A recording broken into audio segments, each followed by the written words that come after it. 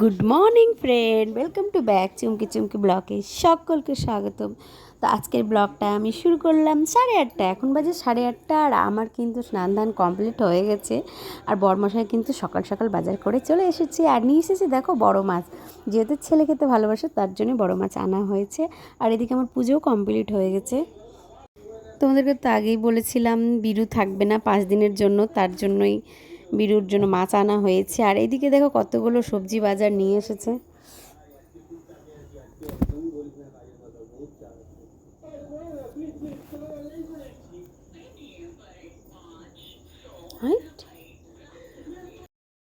তো এখানে নিয়ে এসেছিলো অনেকগুলো সবজি। আর বিরু এসে প্রাইভেট থেকে কতগুলো আম নিয়ে, বিরু প্রাইভেটে গিয়েছিল আর ওইখানে একটা আমের গাছ আছে।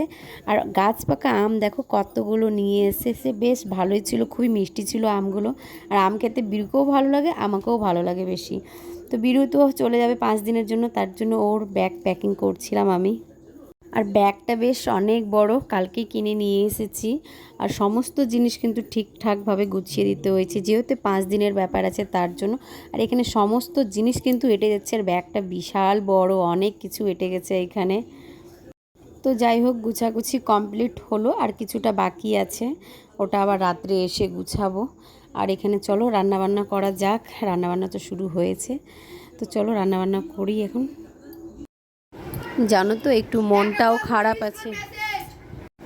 তো মনটা তো খারাপ করবে, যেহেতু বিরু 5 দিনের জন্য যাচ্ছে। আর এইভাবে করে বিরুকে কোনোদিনই আমি ছাড়িনি, তার জন্য প্রচণ্ড মনটা আমার খারাপ লাগছে বিরু থাকবে না বলে। যতই হোক বাচ্চাদের জন্য মায়েদের মন খারাপ করবে। আর দেখবে বাচ্চারা যখন বাড়িতে থাকবে না তখন বাড়িটাও ফাঁকা লাগবে, সেরকমই হচ্ছে। বিরু চলে যাবে বলে আমার প্রচুর প্রচুর মনটা খারাপ করছে। তো মামাম তো কয়দিন একাই থাকবে, মামামের থাকতে একটু প্রবলেম হবে, বাট কিছু করার নেই, কিছু শেখার জন্য তো বাইরে পাঠাতেই হবে। আর এইদিকে মামাম স্কুল থেকে চলে এসেছিলো, আর স্কুল থেকে আসলে মামাম প্রচুর ক্লান্ত হয়ে যায়, ওকে কিছু বললে কোনো কথাই শুনে না। তো যাই হোক, মামাম আজকে স্কুলে ডিম পেয়েছিল আর ডিম খেয়েছিল মামাম। তারপরে কি রেডি হলাম দোকান যাওয়ার জন্য। আর কি দোকান তো বেরাতেই হবে। আর এদিকে বিরু দেখো হেয়ার কাট করে এসে, বিএসএফ কাটিং, বেশ ভালোই লাগছে দেখতে, আর মাথাটাও হালকা হলো। তো চলো দোকানের জন্য বেরানো যাক। আর এই তো পৌঁছে গেলাম দোকানে।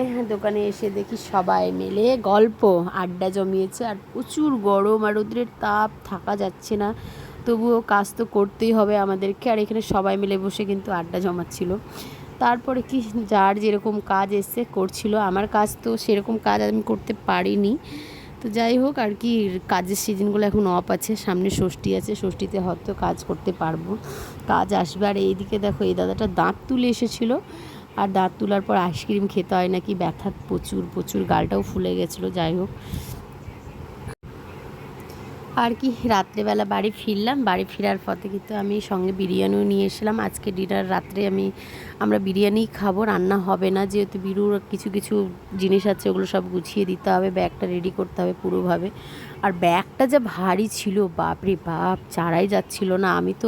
আমি চারতে পারছি না, বিরু কীভাবে এইভাবে করে নিয়ে স্টেশনে যাবে, তাই আমি অবাক হয়ে গেলাম।